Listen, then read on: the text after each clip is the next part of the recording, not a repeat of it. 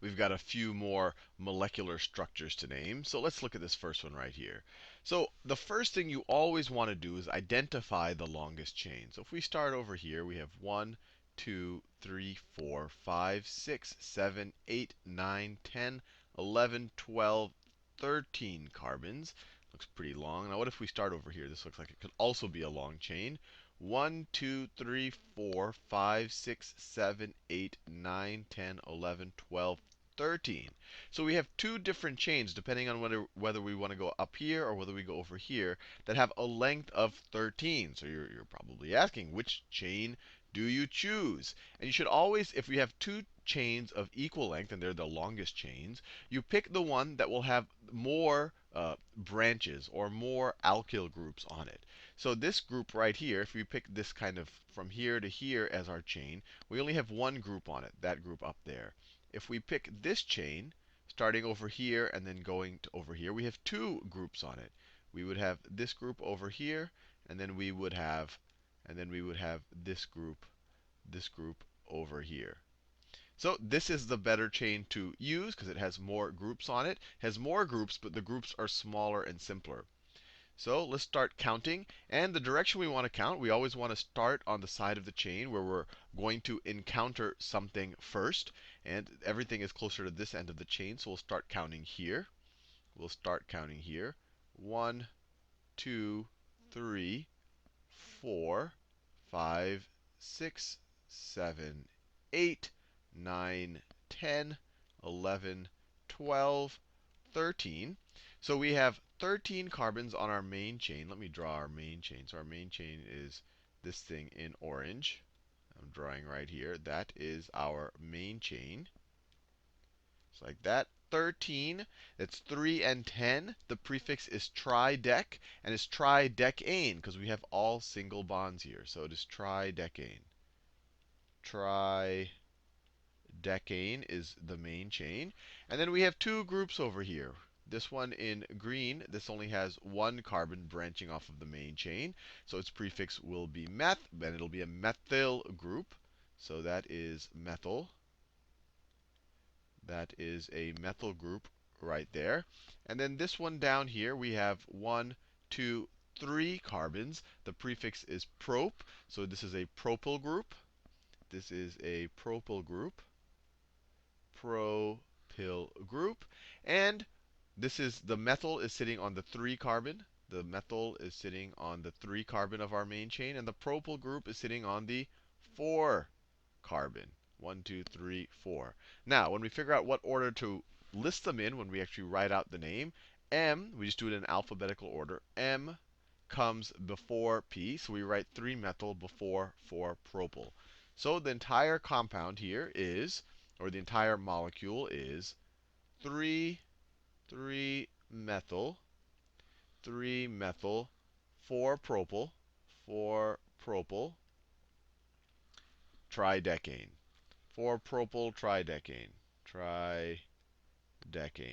And this is actually all going to be one word. If you don't, you use dashes to separate when you have numbers, but if you have a word followed by a word, it just becomes propyl tridecane. So 3-methyl, 4-propyl tridecane. And we're done. Now let's do this one down here. Now this one seems a little bit more complex. So the first thing to see is what is the largest chain or the largest ring that we have in our structure. And the two candidates, we have this chain over here. This has 1, 2, 3, 4, 5, 6, 7 carbons. Now let's see how many carbons our ring has. Our ring has 1, 2, 3, 4, 5, 6, 7, 8, 9 carbons. So the ring is the largest, I guess you could say, core structure in this molecule. So that will be our core structure. And so we have 9 carbons. Let me highlight it. So the ring is this right here. Has 9 carbons. The prefix for 9 is non. It's all single bonds, so it's nonane. And it is in a cycle. It's a ring, so it's cyclononane. So this part right here, that part right there is cyclononane. Cyclononane.